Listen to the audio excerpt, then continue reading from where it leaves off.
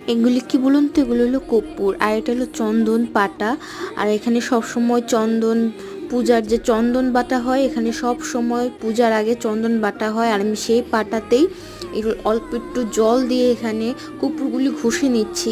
Plus আমার এখানে সমস্ত চন্দনগুলো উঠে আসছে আর কর্পূরগুলোও মিক্স হচ্ছে। তো আমি এখানে চন্দনগুলি ভরে নিলাম, আর সাথে কর্পূরও ভরে নিলাম গুঁড়ো করে, একদম পেস্ট করে। তারপরে গিয়ে আমি এখানে চন্দন জলটা নিচ্ছি, চন্দন কাঠটা ভিজিয়ে রেখেছিলাম। তো এবারে চন্দন জলটা আমি এটার ভিতরে দিয়ে, যখন আমার ব্রণ হবে বা ছোট ছোট, এটা টোনার হিসেবে, এটা সিরাম হিসেবে, বা যখন কোনো ঘামাচি বা মুখে ছোট ছোট ব্রণ হবে, সেই জায়গায় দিলে খুব তাড়াতাড়ি ভালো হয়ে যাবে। একটাবার ট্রাই করেই দেখুন। আমি এটা ট্রাই করে দেখেছি এবং রেজাল্ট পেয়েছি। আপনারা ওটা ট্রাই করে দেখুন, অবশ্যই